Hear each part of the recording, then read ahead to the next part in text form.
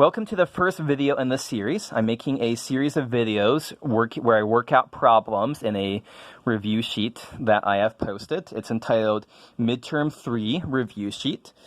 You'll want to have this available to you as we go through the problems. I won't write down the entire problem statements here, so it'll be best if you have this so you can look at it when you're going through the problems here. Also, it is highly recommended that you try these problems first before you go through these. The more effort you put in ahead of time looking at the problems first before looking at the videos, that will mean that you'll get more out of the videos in that way. So you may want to stop right now and go work out some of the problems yourself. If you want to do that, that's great. But without further ado, I'm going to start looking at problems here. Okay, so our first problem is we want to evaluate this limit here, the limit as n goes to infinity at n times the inside parentheses square root of n squared plus 7 minus square root of n squared plus 3. So this is a sequence limit. This is like a problem from section 10.1. It doesn't have to do with series or anything like that. So let's start off by tackling this one.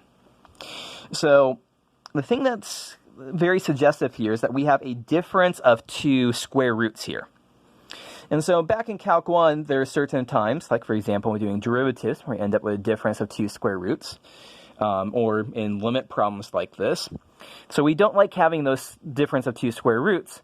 So we're going to multiply and divide by the conjugate here, swap out the plus with a minus, swap out the minus with a plus in order to get the conjugate. So when we multiply through, we'll get the difference of two squares, and the square roots will go away. So let's see how that actually plays out here in this example. So the limit as n goes to infinity. I'm just recopying everything right here. Square root of n squared plus 7 minus square root of n squared plus 3.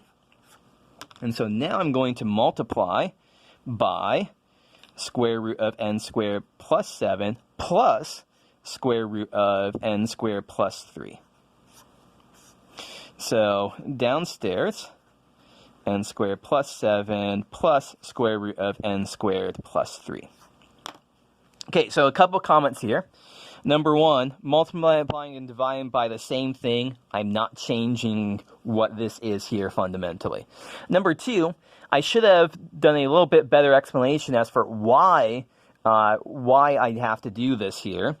So as n goes to infinity, well, n goes to infinity, but square root of n squared plus 7 and square root of n squared plus 3, those are going to get closer and closer and closer together.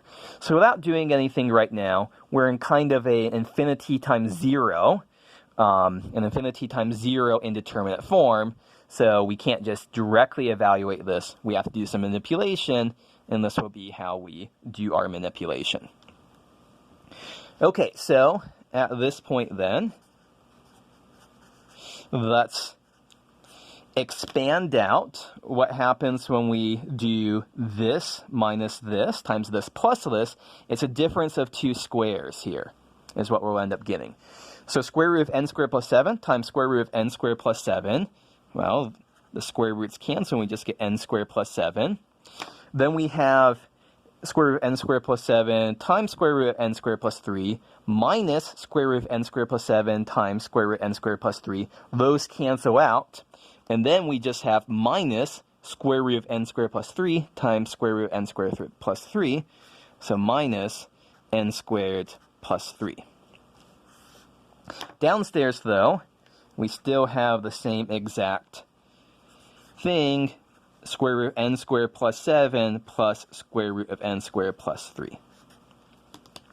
Okay, so what have we achieved here? Well, we still have the square roots, but adding together square roots is going to be better for us than subtracting because, these won't cancel out with each other potentially. So that's better. In the numerator, we have n squared plus 7 minus n squared plus 3. So that's n squared plus 7 minus n squared minus 3. The n squareds cancel, and we have 7 minus 3 is 4. So limit as n goes to infinity of 4n divided by square root of n squared plus 7 plus square root of n squared plus 3. Okay, so we are making good progress here. We just have to evaluate this limit. There's a couple of different ways we could do it. L'Hopital's rule will certainly be reasonable. We're in an infinity over infinity indeterminate form here. I'm just going to multiply and divide both the numerator and denominator. So, sorry, I should just say I'm going to multiply both the numerator and denominator by 1 over n. So that's going to cancel out. That n and that n will cancel out. And when we move this 1 over n inside the square root, so this is basically square root of 1 over n squared. And so we'll end up with the limit as n goes to infinity.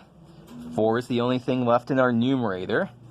Downstairs, n squared plus 7 times 1 over n squared is 1 plus 7 over n squared. N squared plus 3 times 1 over n squared is 1 plus 3 over n squared. And now we can just let n go to infinity. 7 over n squared and 3 over n squared, those will go to 0. 1 and 1, so we just have square root 1 plus square root 1. So we have 4 over square root 1 plus square root 1, and so that is 4 over 2 is 2.